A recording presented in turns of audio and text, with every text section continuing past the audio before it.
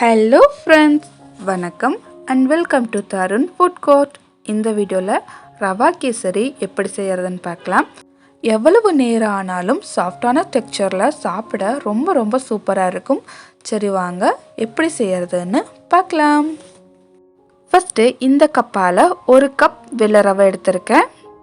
ரவையை ஒரு பிளேட்டுக்கு மாற்றினதுக்கு அப்புறமா இது போல் ஒரு பாத்திரம் எடுத்திருக்கேன். இதில் எந்த கப்பால் ரவை அளந்துக்கிட்டோமோ அதே கப்பால் 3 கப் தண்ணி சேர்த்துக்கிறேன்.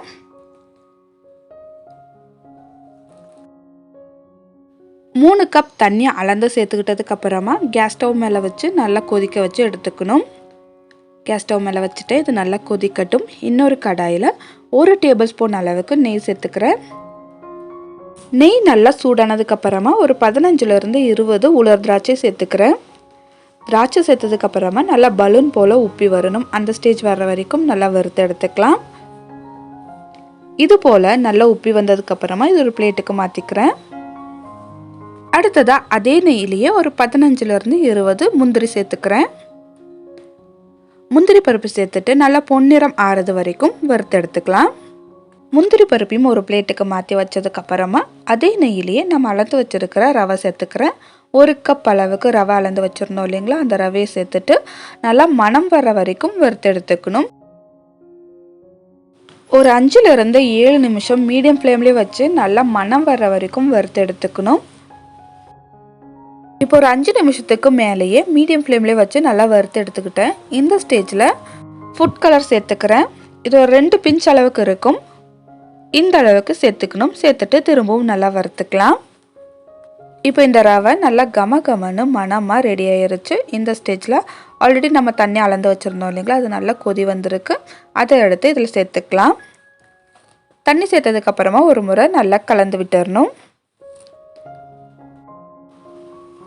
தண்ணி சேர்த்ததுக்கப்புறமா நல்லா கலந்து விட்டுருங்க. ரவா கேசரிக்கு தண்ணி சேர்க்கும்போது நல்லா கொதிக்கிற தண்ணியை சேர்த்துக்கோங்க. அப்போ தான் கேசரி ரொம்ப ரொம்ப நல்லாயிருக்கும். இது போல் ஒரு முறை நல்லா கலந்து விட்டதுக்கப்புறமா ஸ்டவ்வை சிம்மில் வச்சுட்டு மூடி போட்டு க்ளோஸ் பண்ணி ஒரு 2லேருந்து 3 நிமிஷம் நல்லா குக் பண்ணி எடுத்துக்கணும். இந்த அளவுக்கு ரவை நல்லா சாஃப்டாக வெந்து வந்திருக்கணும். நம்ம சர்க்கரை சேர்க்கறதுக்கு முன்னாடியே ரவை சாஃப்டாக வெந்திருக்கணும். நம்ம சர்க்கரை சேர்த்ததுக்கப்புறமா ரவை குக் ஆகாது.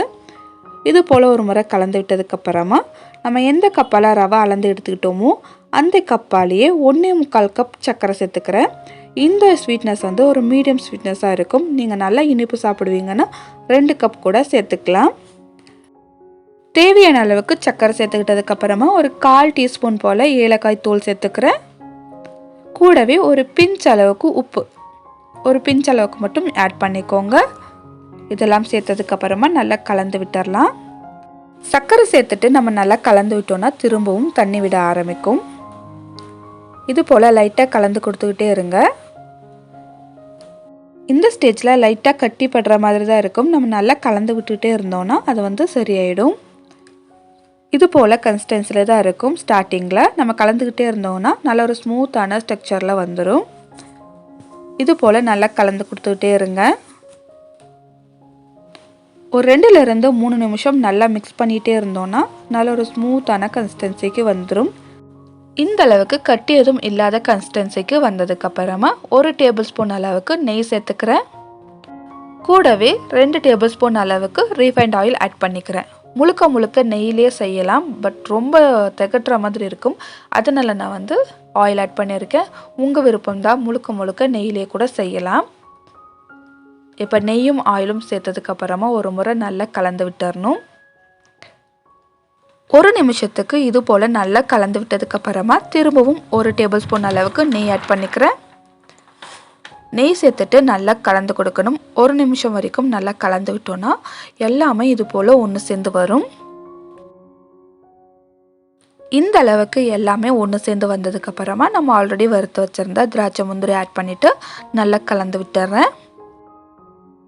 இதில் நெய் ஆயில் எல்லாம் கொஞ்சம் அதிகமாக ஆட் பண்ணியிருக்கிறதுனால நம்ம எவ்வளோ நேரம் கழித்து சாப்பிட்டாலும் ரொம்ப ரொம்ப டேஸ்டியாக இருக்கும்.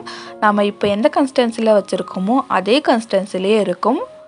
ஆறுனதுக்கப்புறமா ஹார்ட் ஆகாமல் இந்த கன்சிஸ்டன்சிலே பர்ஃபெக்டாக இருக்கும். இப்போ இந்த கேசரியை ஒரு பிளேட்டுக்கு மாற்றிக்கிறேன். மாற்றினதுக்கப்புறமா கொஞ்சம் போல் திராட்சை முந்திரி எடுத்து வச்சுருந்தேன், அழகுக்காக சேர்த்துக்கிறேன். அவ்வளோதான், ரொம்ப ரொம்ப டேஸ்டியான கேசரி ரெடி ஆயிருச்சு. இதே மெத்தடில் ட்ரை பண்ணி பார்த்துட்டு எப்படி இருந்ததுன்னு கமெண்டில் சொல்லுங்கள். இந்த வீடியோ உங்களுக்கு பிடிச்சிருந்தா சேனலுக்கு லைக் அண்ட் சப்ஸ்கிரைப் பண்ணிக்கோங்க. வேறொரு இன்ட்ரெஸ்டிங்கான ரெசிபியுடன் உங்களை சந்திக்கிறேன். அது வரைக்கும் பாய் ஃப்ரெண்ட்ஸ்.